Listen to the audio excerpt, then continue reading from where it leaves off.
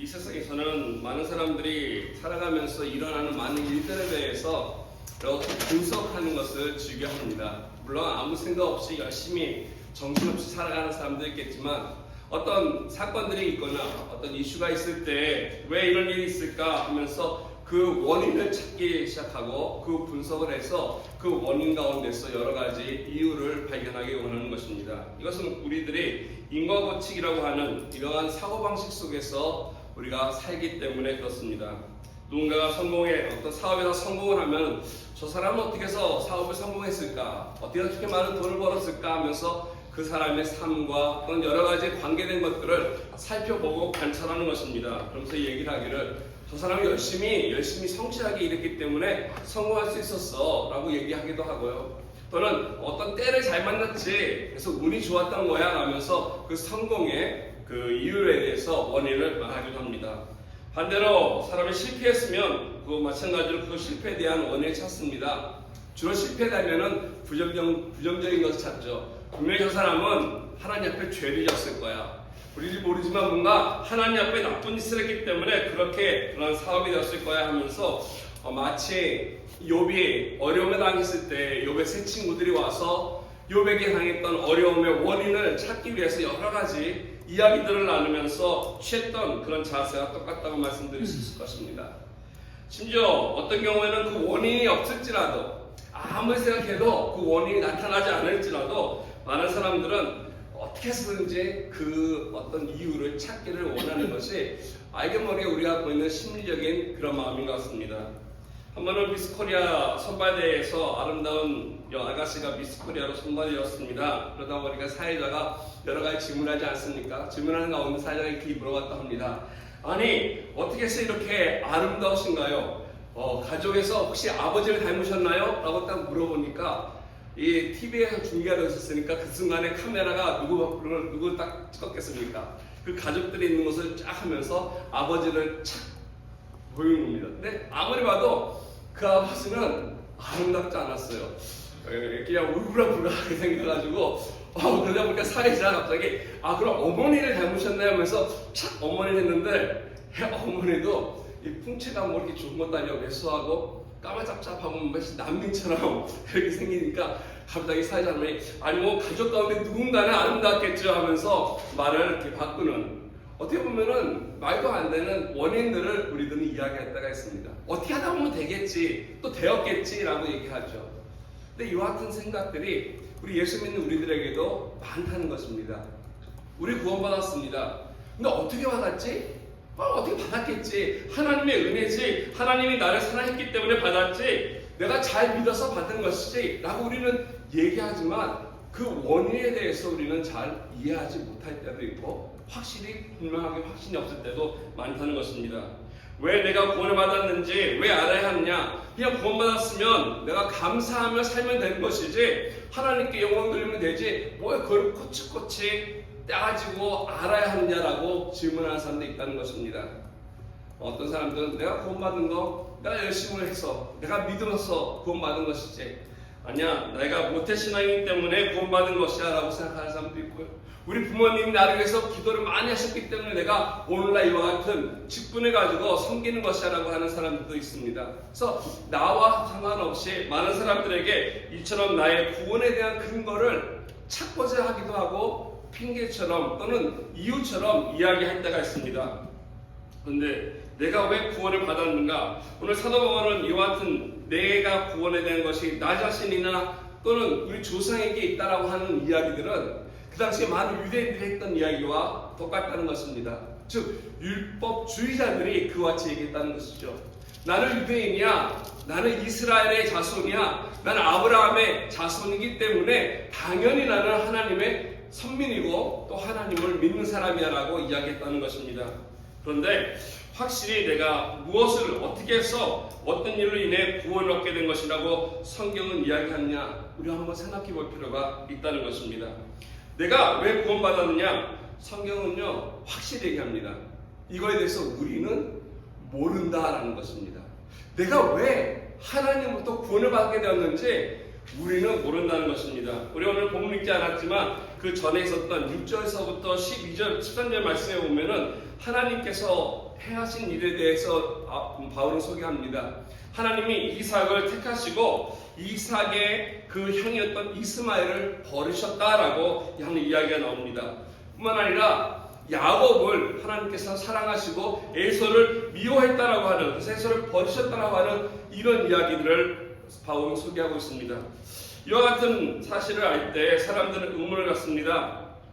왜 하나님은 이삭을 사랑하시고 또는 이삭을 택하시고 이스마엘을 버리셨는지 그러고 생각하면서 원인을 찾습니다. 이삭이 왜 택함을 받았을까? 이삭은 아브라함의 본처의 아들이기 때문에, 즉 사라의 자녀이기 때문에 그런 것이고, 이스마엘은 후처잖아 라고 하는 이러한 이유들에 대해서 그렇지, 하나님께서 이를 택하고 이를 버리신 것을 합리화시키고 이해하려고 하는 원인을 찾는다는 것입니다. 근데 이와 같은 논리가 그 다음 세대의 야곱과 에서에게 가서는 해당이 되지 않습니다. 왜 그렇습니까? 야곱과 에서는 한 어머니 자녀입니다. 쌍둥이입니다. 같이 태어났습니다. 에서와 이 야곱은 같이 자라났습니다. 그런데 하나님께서는 야곱은 사랑하시고 에서는 미워했다라고 표현하시는 것을 보면서 마찬가지로 생각하죠. 야곱은 하나님께 순종을 잘했기 때문에 그런 것이고 에서는 불순종했기 때문에 그런 것이야 라고 하는 합리적인 우리의 원인을 또 이야기할 때가 있다는 것입니다. 또 우리가 성경을 알다시피 야곱이 어떻게 하나님 앞에 순종했던 자였습니까? 야곱의 인생을 살펴보면은 그는 늘 속이는 자였습니다. 형을 속이고 아버지를 속이고 라반을 속이고 그의 사촌들을 속이면서 평생 자기가 살기 위해서 속이며 살아갔던 그런 자였습니다. 하나님의 뜻과 상관없이 하나님의 뜻이 이루어지는 것을 끝까지 그는 반대하고 또는 견뎌내면서 미쳐내면서 살아왔던 자가 바로 야곱이었습니다. 그럼에도 불구하고 하나님께서는 그와 같은 야곱을 택하시고 에서를 버리셨다라고 하고 말씀합니다. 그 이유에 대해서 오늘 본문 11절과 12절은 이렇게 밝히고 있습니다. 그 자식들이 아직 나지 아니하고 무슨 선이나 악을 행하지 아니할 때에 택하심을 따라 되는 하나님의 뜻이 행위로 말미암지 않고 오직 부르시는 이로 말미암아 서게 하려 하사 리브가에게 이르시되 큰 자가 어린 자를 섬기리라 하셨나니 기록된 바 내가 야곱은 사랑하고 에서는 미워하였다 하신과 같으니라. 이게 무슨 뜻입니까? 그들이 태어나기도 전에 하나님께서 이미 야곱을 사랑했다, 택했다라고 말씀하고 있다는 것입니다. 그리고 에서는 아직 태어나서 뭔가 하기도 전에 버림을 받았다라고 했다는 것입니다. 임신 중에 있던 리브가에게 무슨 말을 하였습니까? 큰 자가 어린 자를 섬길 것이다 라고 이야기하고 있지 않습니까? 내가 야곱은 사랑하고 에서는 미워했다 함이 이것이다 라고 하면서 하나님이 왜 이처럼 이삭에 대해서 또 야곱에 대해서 이렇게 장황하게 자기가 한 의지에 대해서 이렇게 말씀하고 계시는 거겠습니까? 오늘 이 말씀을 가만히 있다 보면 우리는 이렇게 생각합니다. 그래서 내가 갖고 있는 원이 그거, 내가 하나님께 부름받았기 때문에 오늘 이 자리에서 예배를 드리고 이 하나님을 알고 믿고 섬기게 된 이것이 바로 하나님이 내가 하기도 전에 무언가 내가 의지를 결단하기도 전에 이미 하나님이 하신 행위라고 하는 사실을 알려주고 계시는 것입니다. 아멘. 이것이 잘 이해가 되지 않습니다. 나는 아무것도 안 했는데 어떻게 하나님이 이것을 했을까? 이것을 우리가 신학적으로 예정이라고 얘기합니다.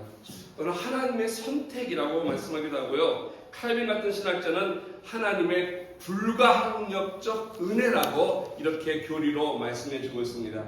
이게 하나님의 속성 가운데 하나입니다. 하나님의 주권이 있기 때문에 하나님이 마음대로 무언가 결정하실 수 있는 존재라는 사실입니다. 이것이 저와 여러분들의 행위와는 아무 상관없이 우리에게 구원이 주어졌다는 것입니다. 아니, 내가 예수를 믿었기 때문에 구원받은 거 아닙니까? 내가 예수를 믿었기 때문에 나의 죄가 씻음받고 구원받고, 예, 맞습니다. 그러나 이미 그 전에, 내가 그 행위를 하기도 전에 하나님은 나를 이미 구원하셨다라고 하는 이 귀한 사실을 우리가 얘기할 때 사람들은 고개를 갸우뚱하면서 당황하기도 하고 이걸 어떻게 이해해야 할까, 믿어야 할까 얘기합니다. 어떻게 태어나기도 전에 구원받은 사람과 구원받지 못하는 사람이 결정될 수 있는가라는 것입니다. 어떻게 우리가 뭔가 하기도 전에 이 사람은 천국 갈 것이고 이 사람은 지옥으로 갈 것이라는 것이 정해진다는 것입니까? 이거에 대해서 사람들은 의아해하고 불공평하다고 생각하면서 여기에 대해서 이거를 고개를 갸우뚱하면서 내가 못 믿겠다, 못 받아들이겠다라고 얘기한다는 것이죠. 이런 하나님을 내가 어떻게 믿냐면서 우리들의 이성과 부딪히기 때문에 이 하나님을 거부할 때가 많습니다. 제가 로마서를 같이 공부하면서 지난주에 말씀드리지 않았습니까? 이제 들어가는 이 9장서부터 9장, 10장, 11장은 역사에 관한 것을 이야기합니다. 그래서 이 하나님을 좀 이해하기 위해서는 이 역사를 주관하시는 하나님을 우리가 발견해야 할 것입니다. 특별히 이 가운데서는 하나님이 이스라엘 사람들을 어떻게까지 지금까지 인도에 오셨는지, 그들 중에 무엇을 하셨는지, 역사를 시작하시고 그것을 주관하시고 이끌어가시는 존재가 바로 하나님이라고 하는 사실입니다. 저와 여러분들이 그 하나님 만들어낸 역사라고 하는 그런 시간 속에 삶을 살고 가지만, 그래서 마치 그 역사를 이루는 것처럼 우리가 보이지만 그거를 주도하고 계시는 분이 바로 하나님이라고 하는 것입니다. 그래서 오늘 바울은 마치 누군가 대화하듯이 또 논쟁하듯이 이거에 대해서 질문하며 답하면서 우리에게 하나님의 인류의 역사와 또 이 가운데 하나님이 선택하신 것과 예정이라고 하는 이 귀한 진리를 우리에게 말씀해주고 있습니다. 여러 가지 하나님의 속성 가운데 특별히 하나님의 주권이라고 하는 것을 오늘 하나님이 선택했다라고 하는, 우리가 선택받았다고 하는 세 가지의 근거를 통해서 오늘 함께 나누기 원하는데요. 그 첫 번째가 이렇습니다. 저와 여러분들이 구원받은 이 놀라운 축복 가운데 하나는요, 국률하심을 받았기 때문에 그렇습니다. 제가 구원받은 것, 또 여러분들이 구원받고 부르심 받은 것은요, 하나님의 국률하심이 있기 때문에 그렇습니다.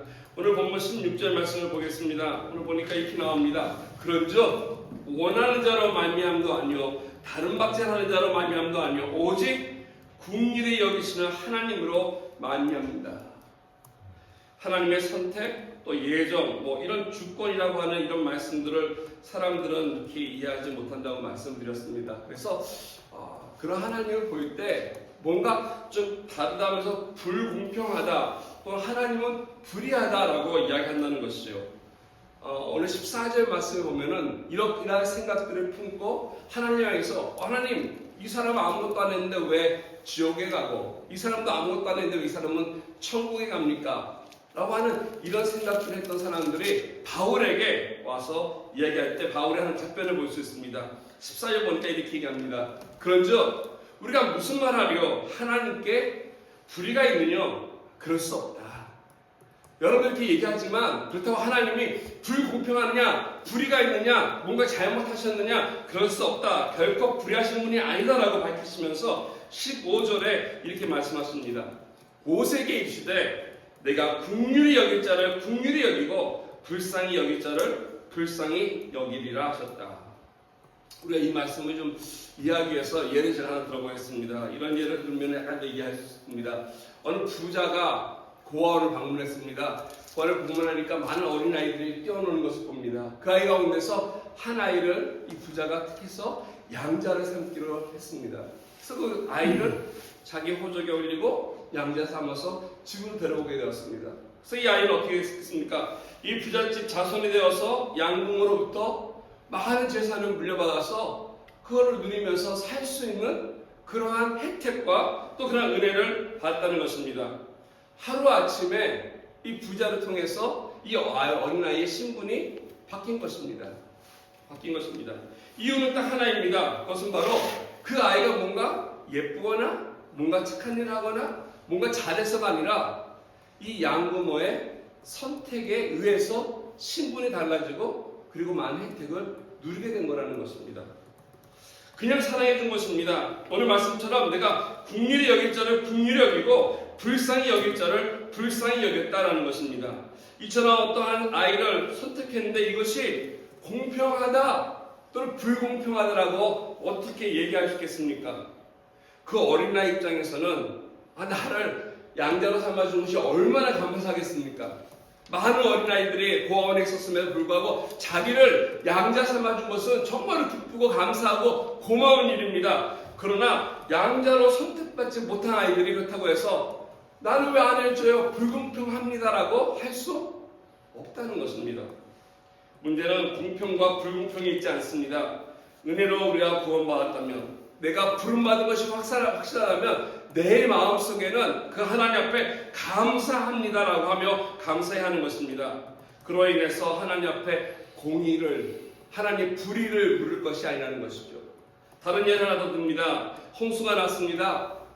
강이 불었습니다. 그래서 물이 집도 떠내려가게 하고 많은 사람들이 떠내려갑니다. 수많은 사람들이 강에 떠내려가는데 수영을 잘하는 한 사람이 마치 용감하게 그 강물에 뛰어들어가서 한 10명이 떠내려가는 그 물 가운데 힘들게 한 3명을 어렵게 그들의 생명을 구했습니다. 사람들이 그를 향해서 무슨 말 하겠습니까? 아니 왜 3명만 살려라고 그 사람이 비난을 받아야 되겠습니까? 아니면은 안타깝지만 나머지 사람들은 어찌 보면 이 3사람, 목숨을 건진 3사람 때문에 물론 이 사람이 뭐 크게 칭찬받는 일은 아니지만 그래도 비난받을 일은 아니라고 하는 사실이죠.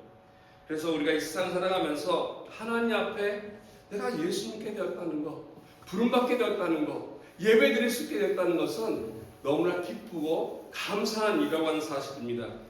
그런데도 왜 알게 모르게 내 마음속에 하나님이 저 사람은 저렇게 버려주셨는가에 대한 약간 해소되지 않는, 마치 불공평하다고 하는 이런 마음들이 우리에게 남는 것은 무슨 이유겠습니까?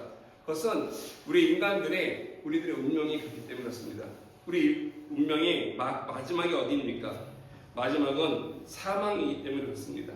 우리가 죽기 때문에, 죽는 것이 싫기 때문에 죽음이라고 하는 안 좋은 것에, 부정적인 것에, 그것의 마지막 종착역에 우리 가는 것을 알기 때문에 왜 거기 남게 했냐라고 하는 불공평함이 있기 때문에 그렇습니다. 분명히 로마서의 말씀은 죄의 삭은 사망이라고 선고했다는 것이죠. 그래서 우리 모든 인간들은 하나님이 개입하지 않으면 다 똑같이 죽을 수밖에 없는 존재라는 것입니다. 그럼에도 불구하고 하나님이 저 여러분들을 택하셔서 구원해 주셨다는 사실입니다. 그래서 이 말씀을 보면 볼수록 하나님께서 구원을 베풀어 주시기 위해서 하신 많은 일들도 있지만 그 전에 하신 것들, 내가 구원받게 되었다는 것은 바로 내가 특별한 일을 한 것이 아니라 하나님이 나에게 특별한 일을 베풀어 주신 것이고, 이것이 감사한 것이고, 이것이 하나님 앞에 영광 돌리며 살아가야 할 것인 것이죠. 하나님께 버림받고 구원받지 못한 사람이 왜 하나님 나는 구원시켜주지 않습니까? 라고 항의하는 문제가 아니라는 것입니다. 문제는 하나님 왜 나를 택해 주셨습니까? 우리는 물어봐야 할 것입니다. 왜 나를 구원받게 해주셨습니까? 오늘 말씀 보니까 저 여러분들을 긍휼히 여기셨다라고 말씀해주고 있습니다. 긍휼이라고 하는 것은 감정만이 아닙니다. 이 히브리어로 라침이라고 하는 단어를 쓰는데요. 이 라침이라고 하는 단어는 이 자궁이라는 것과 많은 깊은 관계가 있는 단어입니다. 그래서 히브리 사람들은 이 긍휼할 때 보면요, 이 어머니가 태에 있는 이 태아를 향해서 갖고 있는 돌봄과 또 지키고자 하는 본능과 그 아이가 자랄 수 있도록 공파는 역량과 이 모든 것들을 갖고 있는 것과 매우 깊은 관계가 있다는 것입니다. 이게 바로 긍휼이라는 것이죠. 지키고 보호하고 그리고 그 가운데 생명을 줘서 사랑으로 나가게 하는 것, 이것이 바로 이 긍휼함이라는 것입니다. 그래서 예레미야 32장 20절 말씀에 보면은 하나님은 이스라엘 향해서 이렇게 얘기합니다. 에브라임은 나의 사랑하는 아들, 기뻐하는 자식이 아니냐 얘기하면서 내가 그를 책망하며 말할 때마다 깊이 생각한다. 그러면서 내가 그를 위해서 내 창자가, 우리 하나님 말씀, 창자가 들끓으니 내가 반드시 그를 불쌍히 여기리라, 내가 긍휼히 여기리라고 하나님께서 말씀하신다는 겁니다. 이스라엘을 보면서 하나님 느꼈던 그 긍휼하심이 여기 있습니다. 우리가 살필 것은 이것입니다. 그러면 하나님 나를 구원해 주셨고 선택해 주셨는데 그 증거가 무엇입니까? 내가 단지 예배 나와서, 단지 내가 하나님을 믿고 살기 때문에 그 증거가 무엇입니까? 오늘 말씀 속에서 우리가 알 수 있는 것은 바로 이것입니다. 그 하나님을 내가 믿을 수 있도록 했다라고 하는 것입니다. 이것은 다른 것이 아니라 하나님이 전적으로 하셨기 때문에 그렇습니다. 지금까지 로마서를 보면서 하나님께서 구원을 어떻게 이루어가셨는지를 생각해 봤을 때 하나님이 전적으로 그의 택한 백성들에게 믿음을 주었다는 것입니다.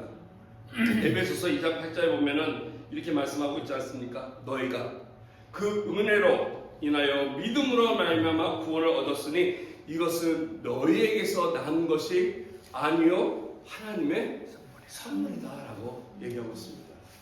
우리가 한 것 아무것도 없습니다. 그런데 우리가 받은 이 구원, 이것은 바로 하나님이 나에게 믿음을 주셔서 이걸 통해서 내가 구원을 받은 것입니다. 그렇기 때문에 믿음 받은 사람, 믿음을 있는 사람, 선택함을 받은 사람, 하나님께 부르심을 받은 사람의 증거를 이렇습니다. 하나님의 말씀이 믿어진다는 것입니다.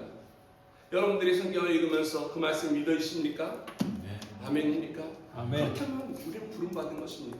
왜냐하면 많은 사람들이 귀가 있어서 말씀을 듣고 눈이 있어서 말씀을 봐도 그리고 하나님이 하신 역사를 목격을 해도 그걸 믿지 못하는 사람들이 있다는 것입니다.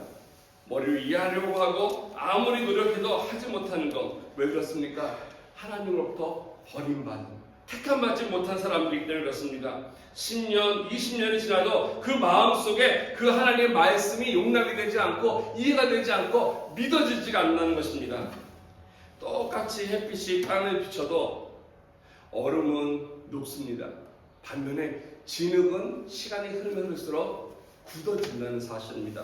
똑같은 조건 속에서도 같은 빛을 받는데도 반응이 다르다는 것입니다. 그래서 말씀이 선포되고 말씀이 들릴 때 한쪽에서는 그 말씀을 통해서 가슴을 치며 회개하는 역사가 일어나지만 한쪽에서는 그 말씀을 거부하고 그 말씀대로 살고자 하는 것에 반항하는 이런 삶이 있다는 것입니다.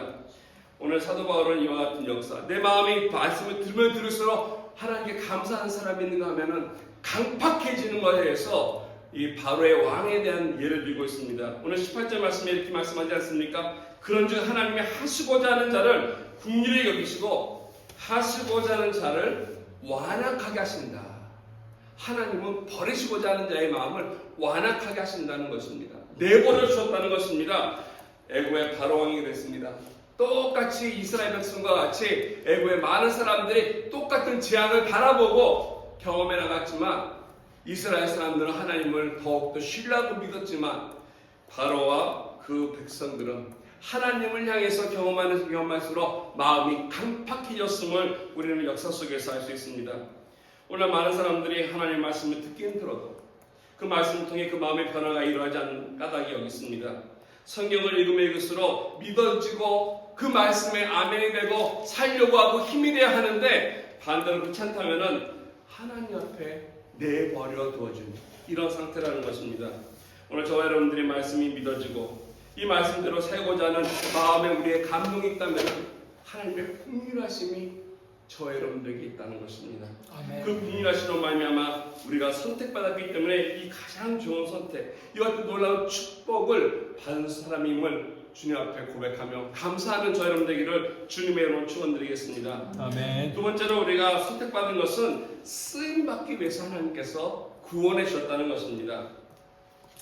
우리 인간들은 허물투성이지 않습니까? 저 여러분들에게 완전한 자가 어디 있겠습니까? 이 세상은 다 부족한 사람들이고 온전하지 못합니다.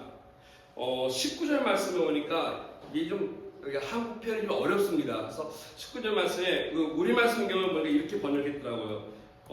그러면 그대는 내게 그렇다면 하나님은 왜 여전히 책망하시는 것입니까? 누가 그분의 뜻을 거역하시겠습니까? 라고 할 것입니다. 다른 말로 하면은 아니 하나님이 나를 좀 부족하게 만들어 놓고 나를 온전하게 만들지 못하고 나한테 허물투성이처럼 만들어 놓고 왜 하나님 뜻대로 하나님의 뜻을 이루지 못했다고 책망하면서 야단치느냐라고 항의한다는 것입니다. 우리를 좀 못난이처럼 만들어 놓고 왜 잘하라고 그러냐는 것이죠. 근데 오늘 본문 20절과 21절은 이 하나님을 탓하는 이 사람들 향해서 그것이 아니라 하나님이 갖고 있는 뜻을 우리에게 잘 선포해주고 있습니다. 이 사람아 얘기하죠 바울이, 내가 누구이기에 감히 하나님께 반문하느냐? 지음받은 물건이 지은 자에게 어찌 나를 이같이 만들었느냐 말하겠느냐? 토기장이가 지은 한 덩이를 하나 귀 쓸 그릇을 하나는 천이 쓸 그릇을 만들 권한이 없느냐라고 얘기하면서 하나님이 갖고 있는 우리를 구원하시고 선택하시고 궁리를 여기시고 그리고 부르신 뜻이 여기 담겨 있습니다. 제가 구약의 파노라마를 강의할 때 제일 먼저 강의하는 책이 우리 알다시피 구약 딱 열면 제일 먼저 만드는 책이 창세기지 않습니까? 창세기에 많은 사건들이 있지만 제가 얘기할 때 늘 그걸 얘기합니다. 하나님이 우리를 창조한 사건을 소개하면서 하나님이 성경 속에 보니까 우리를 창조하실 때 창조에 수많은 재료들이 있었는데 그 많은 재료 가운데 하필이면 흙이라고 하는 재료를 가지고서 우리를 빚으시고 생기를 불어서 만드셨다라고 성경은 내게 알려주고 있다는 거예요. 그렇다면 제가 묻습니다. 뭘 묻냐면은 왜 하나님은 흙으로 우리 사람을 지으셨는가라는 것입니다.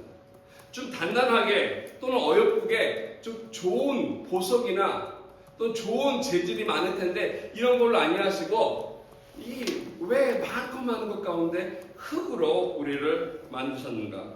여러분 어떻습니까? 왜 우리를 흙으로 만드셨겠습니까? 뭐 정확한 답은 없습니다. 그러나 우리가 조금만 생각을 갖고 조금만 생각해 본다면 흙에 대한 특성들을 살펴볼 때 그 목적을 좀 볼 수 있을 것 같습니다. 몇 가지 있습니다. 첫 번째, 이 흙이라고 하는 것은 혼자 없던 생명을 준다는 것입니다.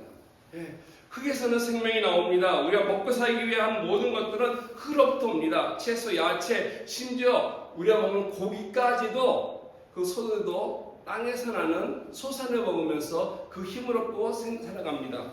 그렇기 때문에 하나님은 인간을 향해서 이처럼 하나님의 형상을 따라 흙으로 지음받은 우리들이 이 세상에서 생명을 부여받은 우리처럼 우리 또한 생명을 전하는 존재로 하나님은 창조하셨다는 것입니다. 생명이 생명을 낳을 수 있도록 생명이 이어갈 수 있는 그러한 존재로 쓰이기 위해서 우리를 창조했다는 것입니다. 근데 안타깝게도 우리가 죄로 인해서 범죄한 이후로부터 사망이라고 하는 것이 우리에게 들어왔습니다. 생명이 끊어졌습니다. 더 이상 우리 인간은 생명이 생명으로 이어지는 것이 아니라 사망이 사망으로 이어지는 그런 존재가 됐다는 것입니다. 그래서 우리 창세기 읽다 보면은 이와 같은 이 범죄 사건 이후에 5장에 가면은 인류의 최초의 족보가 쭉 나오지 않습니까? 그 족보를 쭉 읽다 보면 재미있는 사건이 뭐냐면 아무개가 아무개를 낳고 몇 년 동안 살다가 결국에 죽었더라. 누군가가 누구를 낳고 몇 년 동안 살다가 죽었더라. 늘 모든 인생의 마지막을 죽었다라고 5장에 나오는 수많은 사람들의 그 인생의 마지막을 얘기해주고 있습니다. 하나님의 생명을 따라서 형상을 따라서 하나님의 뜻에 따라 생명을 이어줘야 할 존재가 이 땅 가운데서 흙으로 지음받아서 하나님의 형상대로 살아가야 할 우리들이 생명이 아니라 사망을 전하는 그런 존재가 됐다는 것입니다. 두 번째로 우리가 생각해 볼 수 있는 것은 이 흙이 갖고 있는 특성 가운데는 정직함이 있다는 것입니다. 흙은 어떤 경우에도 거짓을 하거나 속이지 않습니다. 우리는 콩 심은 데에 콩이 나고요, 팥 심은 데에는 팥을 우리에게 준다는 것입니다. 아무리 그 땅 주인이 그 땅을 사랑하고 땅에게 감나무를 심어놓고 야, 내 사과를 달라고 한들 그 흙이 그 주인에게 사과를 내주겠습니까? 흙은 변함없이 정직하기 때문에 여지없이 감나무에서 감이 열리는 것입니다. 이처럼 하나님께서는 우리에게 흙으로 우리를 만드시면서 지으시면서 하나님 앞에 우리의 연약함을 보는 것이 아니라 이걸 통해서 하나님께서 바로 보여주고자 하시는 우리들의 마음에 있는 특성이었다는 것이죠. 죄를 지은 인간이 하나님 앞에 정직하게 마땅히 살아가야 되는데 어떤 일이 있었습니까? 아담아 내가 어디 있느냐라고 하나님이 묻는 그 물음 앞에 인간의 반응이 무엇이었습니까? 자기 자신을 속이고 아내를 속이고 하나님을 속이고 핑계를 대고 남을 향해 손가락질하는 것이 우리들의 반응이었다는 것입니다. 그래서 안타깝게도 이렇기 때문에 하나님 앞에 우리는 불공평하다, 하나님은 불의하다라고 하는 마음들이 우리 마음속에 있다는 것입니다. 세 번째 특성은 이 흙은 도구됨에 있다는 것입니다. 오늘 사도 바울이 본문에도 말씀했듯이 토기장이가 흙을 빚습니다. 그 흙을 가지고서 물을 붓고 반죽을 하면서 불에다 구우면 좋은 도구가 되지 않습니까? 근데 이 훈련되는 과정 속에 이 흙은 자기 자신을 주장하지 않습니다. 왜 나를 이렇게 쪼물럭거리느냐, 왜 나를 이런 형태를 만드냐라고 항의하지 않고 오히려 그 토기장의 손에 내맡겨서 토기장이가 원하는 대로의 형태를 따라서 그 아름다운 도구를 한다는 것입니다. 다 만들어진 그 도구가, 그 그릇이 또한 불만하지 않습니다. 누군가 비교하지도 않습니다. 이처럼 하나님 앞에 흙으로 지음받은 우리 또한 똑같이 하나님 앞에 쓰임받기 위해서 도구가 되어야 한다는 사실을 우리는 이것을 비워야 되는데, 범죄하는 인간들은 하나님 앞에 도구 되기보다는 하나님께서 나를 주장하게 하는 것을 우리는 거부했고, 하나님께서 다스려가는 것을 우리는 싫어했고, 그래서 하나님을 우리 자신이 버렸기 때문에 도구됨에 거부한 존재로서 우리가 이 세상을 살아간다는 것입니다. 그러다 보니까 똑같이 흙으로 지음받은 어떻게 보면 동물들보다 못한 존재가 되지 않았나. 동물들도 흙으로 지음받았습니다. 적어도 그들은 본능대에 충실해서 하나님 앞에 죄를 짓진 않는 것 같습니다. 그러나 우리 인간들은 오히려 죄를 범함으로 하나님 앞에 짐승보다 못한 존재가 되어서 악을 행하며 하나님의 뜻을 거역하며 살아가는 삶의 모습들이 우리에게 있어서 하나님을 향해서 베풀어 주시는 은혜를 잊고 그가 불의하다, 불공평하다라면서 하나님께 탓하는 존재가 있다는 것입니다. 오늘 저와 여러분들이 이와 같이 흙으로 지음받았다고 하는 사실을 깨닫기만 한다면 우리들이 하나님을 향하신 그 선택과 그 뜻이 이제는 내 삶 속에 이루어질 수 있도록 살아가야 할 것입니다. 나에게 주어진 새 생명, 예수 그리스도를 통해서 나에게 주신 그 영생이라고 하는 이 복된 새 생명을 이제는 우리는 낳아야 할 것입니다.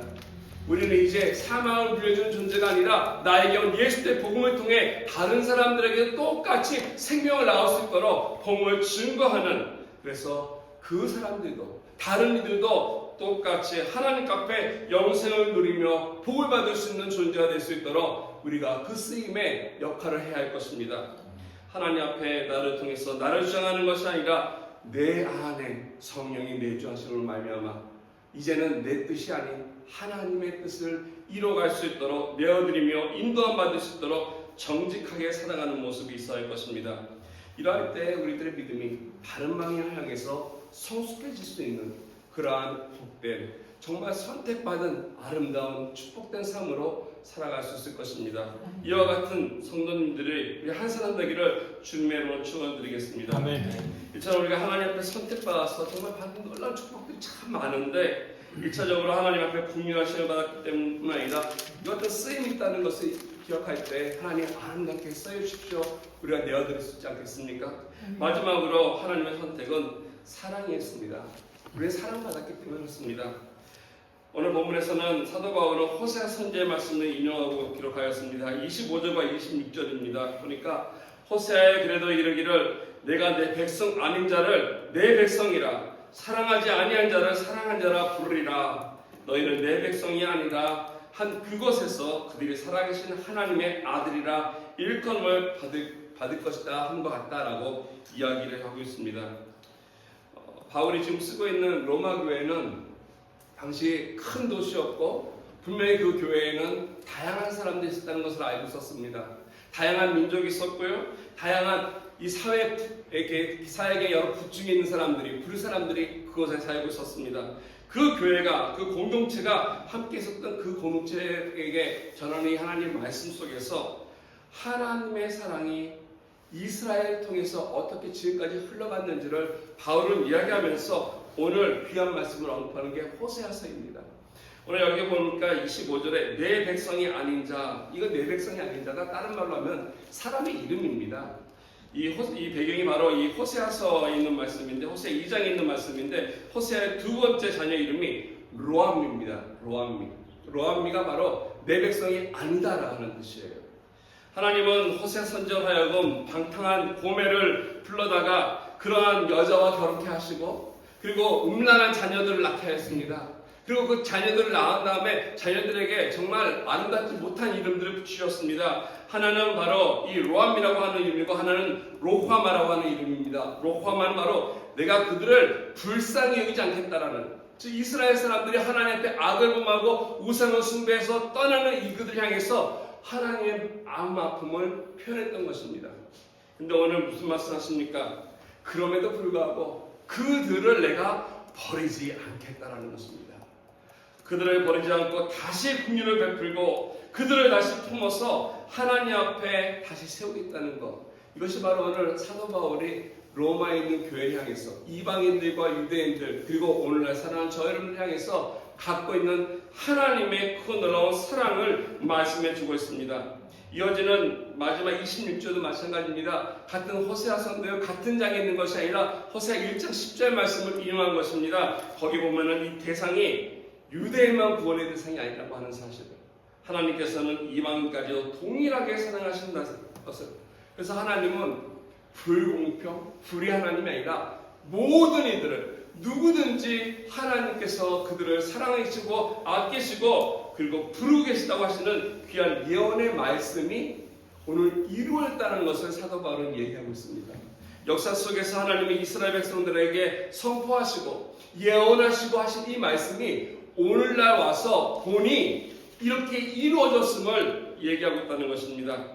사랑에는 차별이 없습니다. 하나님은 참 사랑이시기 때문에 구별하지 않는다는 것이죠. 언제나 누구든지 똑같이 그 사랑하시는 그 사랑이 오늘도 이루어졌음을 확인할 수 있다는 것입니다. 그러므로 저와 여러분들이 이와 같은 사랑을 확인하시고 내가 그냥 이 땅 가운데 살아가는 것이 내 뜻대로 살았던 것 같은데 아니구나. 며칠 전에 커피를 마시면서 바깥에서 일을 보다가 손이 왔기 때문에 집에서 이걸 말씀드리지 못하기 때문에 계속 묵상하면서 있다 보니까 많은 생각들이 오게 되었습니다. 하나님의 이 주권과 하나님의 선택하심이 얼마나 감사한지 몰랐습니다. 그래서 페이스북에 글을 올렸어요. 혹시 여러분 보셨는지 모르지만 하나님께서 많은 것들을 제 인생 가운데 이끌어 가신 것을 봅니다. 아마 여러분의 인생 속에도 그랬을 것입니다. 힘들고 어렵고 후회스러운 일들 왜 없겠습니까? 근데 후회했던 일들, 안타까웠던 일들, 다시 이런 일들이 일어나지 말았어야 할 일들을 가만히 보니까 그것들은 다 거의 다 제가 결정했던 것들이라고요. 제가 결정했던 것이고 상황이 좀 답답하고 어려웠지만은 그래도 이끌어가셨던 일들 그리고 하나님께서 했던 많은 발걸음들은 하나님께서 그 가운데서 행하셨던 것을 보게 되었습니다. 후회스러운 것들은 내가 한 일이고 후회하지 않은 일들은 보니까 힘들었지만 하나님의 손 가운데서 인도함 받았던 일을 발견하게 되었다는 것이죠. 그걸 제가 썼어요. 그래서 우리 사진 보면서 딱 올라왔는데 우리 김 목사님이랑 같이 선교 다녀왔지 않습니까? 40년 전에 같이 중고등부로 생활했던 저 친구랑 같이 선교단을 하고 있던 그 꿈은 전 그 당시 꿈도 꾸지 않았습니다. 생각도 못했죠. 그러나 나는 꾸지 않았지만 우리 하나님은 꾸셨던 것 같아요. 하나님이 꾸셨던 꿈을 하나님이 이루어가시는 것을 마음속에 주셨다는 것입니다. 우리들의 인생 가운데 우리들의 꿈이 이루어지고 있습니까? 그러지 않을 것입니다.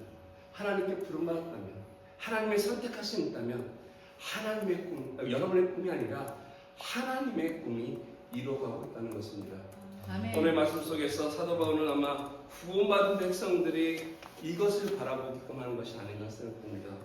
오늘 같이 기도하기 원합니다. 하나님 앞에 우리 같이 기도할 때 우리 국률함을 입은 자들입니다. 얼마나 감사합니까? 우리는 쓰임이 있는 자들입니다. 쓰임받기 위해서 부름받은 자들입니다. 얼마나 감사합니까? 우리는 사랑을 입은 자들입니다. 그 사랑을 이제는 하나님 앞에서 나눠주며 또 베풀며 보이며 살아갈 수 있는 저 여러분 될 수 있도록 우리 함께 기도하며 나아가겠습니다.